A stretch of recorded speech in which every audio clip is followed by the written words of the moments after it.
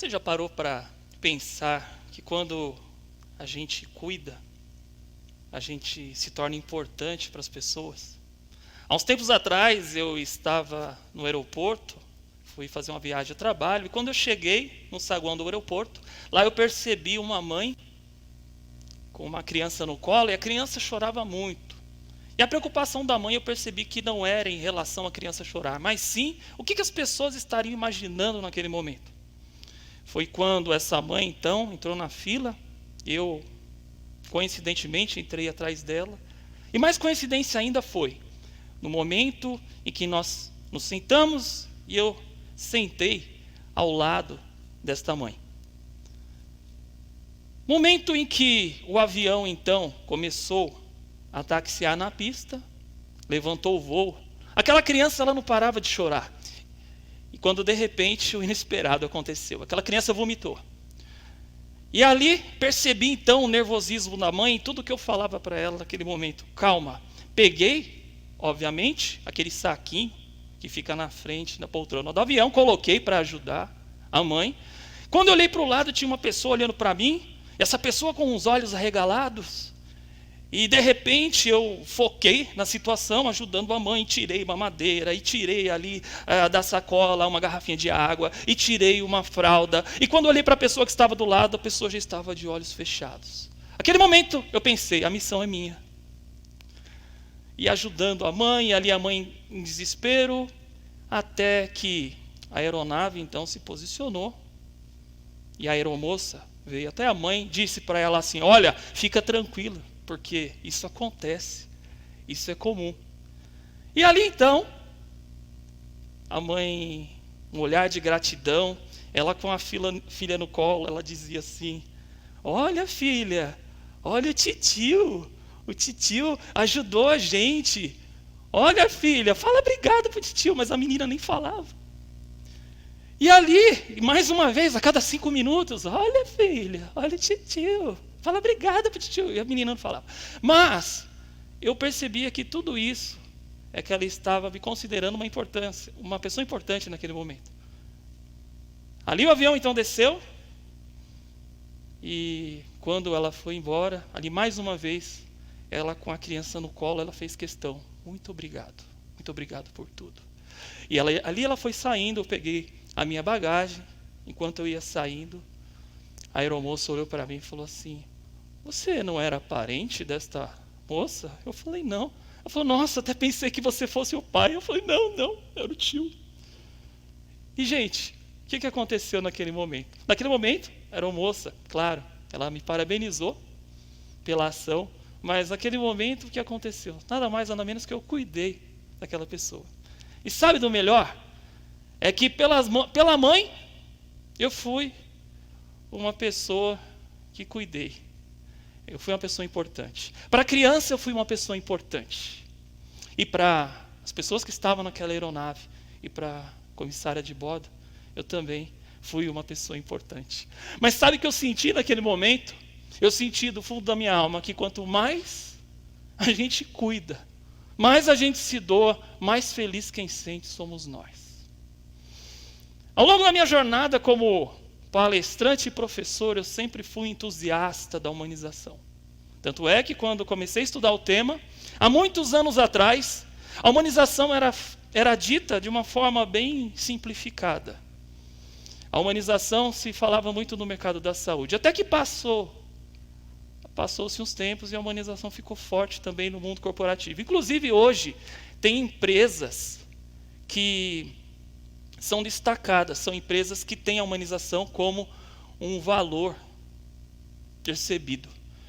Mas uma coisa me incomodava muito, porque essa tal palavra, ela é subjetiva. Se você for procurar saber o que é humanização, você vai encontrar que é o efeito de se tornar benévolo, afável, sociável. Mas a minha preocupação é, além de tudo, que essa palavra começou a se tornar um termo modista na gestão, como os demais termos que a gente sempre ouve. E dali então, foi no momento da pandemia, que eu comecei a perceber o quanto os clientes, as pessoas me ligaram e começaram então me procurar por conta que partir desse momento, eu quero treinar a minha equipe, eu quero fazer com que as pessoas cuidem umas mais das outras, eu quero fazer com que os meus clientes se tornem cuidados. E eu percebia que era uma ansiedade muito grande das empresas de ter um profissional que fizesse isso.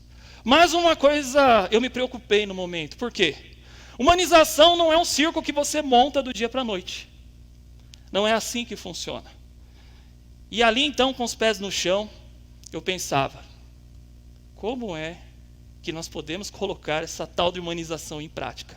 Poxa, já que as pessoas me reconhecem por trabalhar a humanização.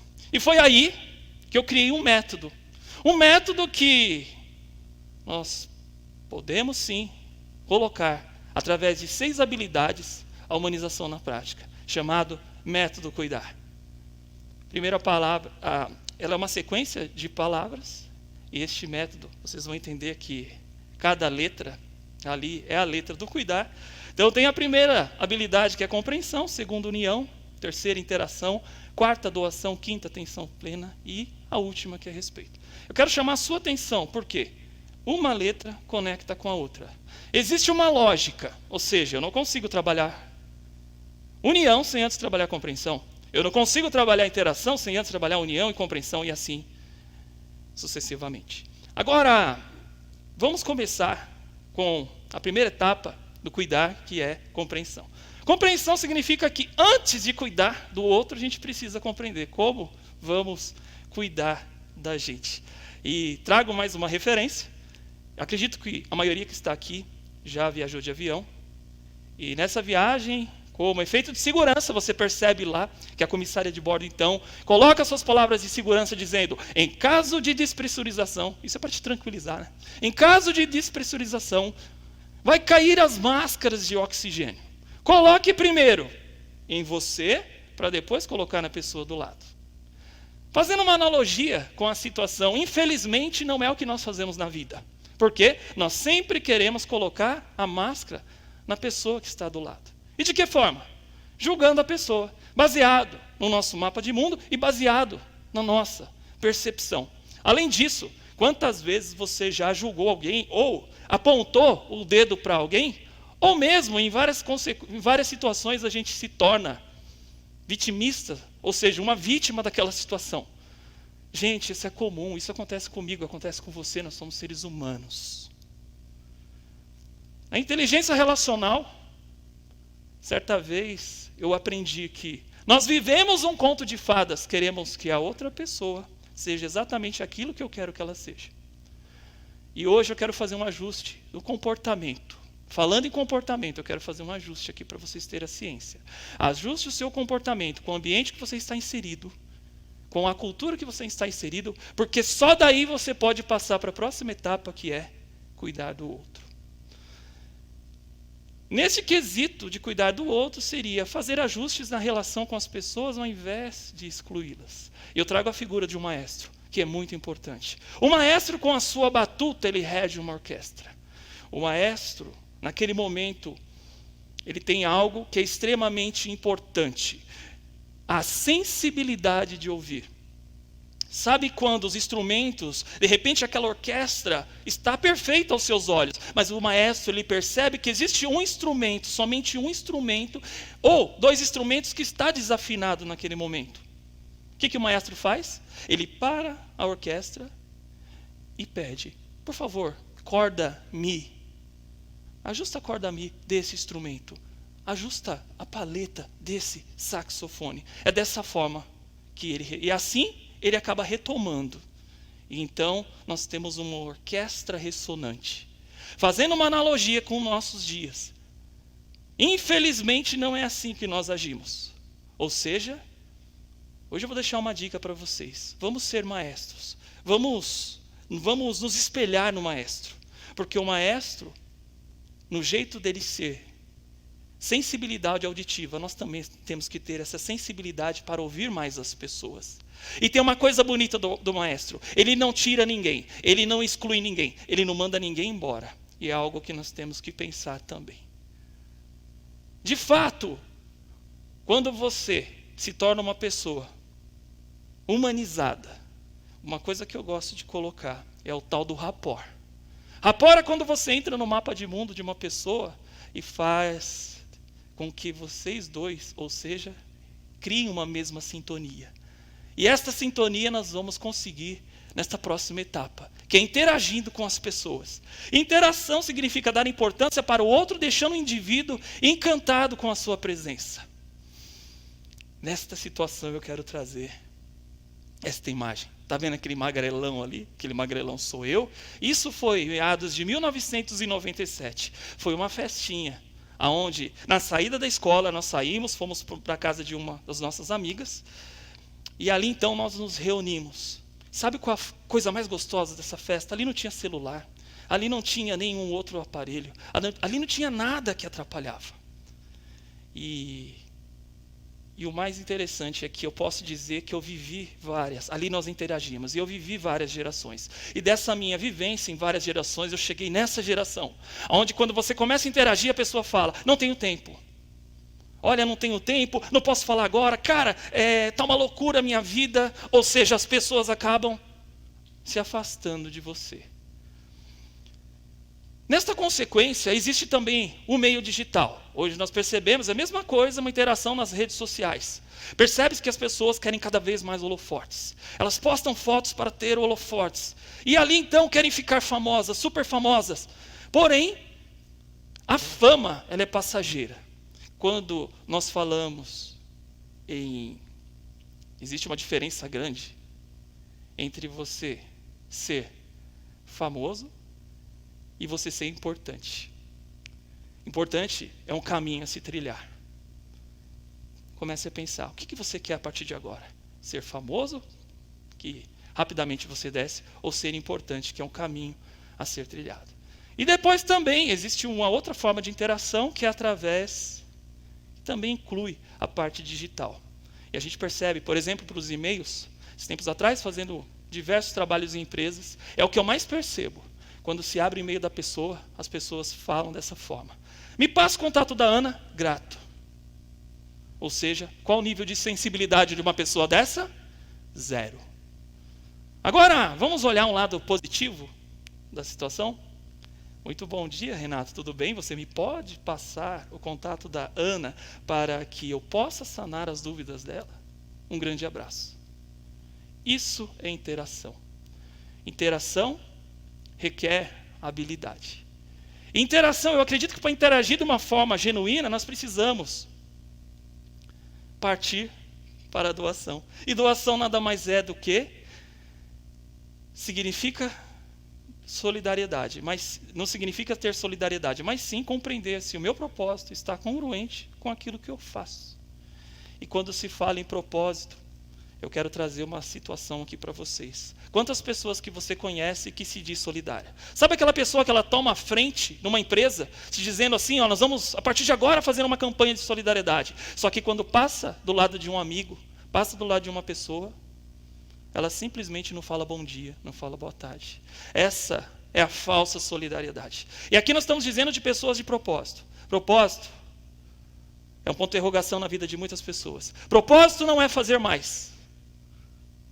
Propósito não é você ser o melhor. É como você perguntar para a pessoa, o que é propósito? A pessoa te responde, propósito é você ser o melhor. Não, propósito é fazer pessoas melhores com aquilo que você faz. Aí sim, a partir do momento que você tem propósito, que você se doa, que você se torna importante, a partir desse momento então você começa a pensar, eu posso sim prestar mais atenção nas pessoas. E a prestar atenção nas pessoas nada mais é do que o estar presente. Esses tempos atrás fazendo uma visita para um cliente meu. Nessa visita, uma cliente minha, já tinha sido agendado, e eu percebi que quanto mais eu conversava, então, explicando o meu trabalho, explicando os meus serviços, eu percebi que ela não prestava atenção. E ali, então, eu comecei a mudar a estratégia. E de que forma fiz isso? A partir daquele momento, eu comecei a falar coisas que eram importantes para ela. Nós começamos uma conexão e eu comecei a me interessar pelo serviço dela, comecei a interessar pelos produtos dela. A partir daquele momento, eu ganhei a atenção da pessoa. Sabe por quê? Por causa de uma frase que diz assim, é aquilo que me convém. E nós somos assim, gente, por incrível que pareça. Quantas vezes você conversa com uma pessoa, da seguinte forma: você conversando, ao invés de prestar atenção na pessoa, você está pensando, o que eu vou responder para ela? Nessa situação você deixa de prestar atenção. E aí, existe uma etapa que é fantástica em todo esse processo. Uma das etapas da humanização que eu mais admiro, que é o R do respeito. E o respeito está relacionado a lidar com diferentes opiniões, respeitando a individualidade, o ponto de vista de cada pessoa. Sabe de uma coisa? Na pandemia, eu como um grande entusiasta da humanização, eu imaginava que as pessoas seriam mais cuidadosas, que as pessoas se conectariam mais com pessoas. Eu imaginei que elas, mesmo carentes, elas seriam diferentes. Mas não foi o que aconteceu. Caiu um muro na nossa frente. E nessa queda desse muro, depois de muito tempo, a gente percebeu o quanto as pessoas ainda continuaram com as suas arrogâncias, com as suas prepotências, ou seja, colocando inclusive as suas ideias como verdade. E aí, gente, pessoas querem provar, infelizmente, uma certeza que elas mesmas ainda não têm. E tem uma história. Tem uma história que tinha 2 jovens, e esses 2 jovens de repente viram um pássaro doente num canto. Olharam para aquele pássaro, um olhou para o outro e falou: tive uma ideia. Nós pegamos esse pássaro, vamos até o líder sábio, e perguntamos para esse sábio se esse pássaro está vivo ou se esse pássaro está morto. Só que nós escondemos o pássaro. Se ele falar que está vivo, a gente aperta o pássaro e mata e mostra para ele que o pássaro estava morto. Se ele falar que o pássaro está morto, a gente coloca em cima de uma mesa, mesmo machucado, e diz para ele que o pássaro está vivo. Ali naquele momento, os jovens perguntaram para o sábio: este pássaro que está nas minhas mãos, ele está vivo ou ele está morto? O sábio respirou e disse assim: eu não sei. A resposta está nas suas mãos. E aí, gente, o pássaro machucado representa as pessoas mais sensíveis e carentes de afeto. Os meninos são os nossos orgulhos, os nossos egos e muitas vezes as nossas soberbas. E o sábio é a nossa decisão de fazer, a partir de hoje, tudo de um jeito diferente. Muito obrigado.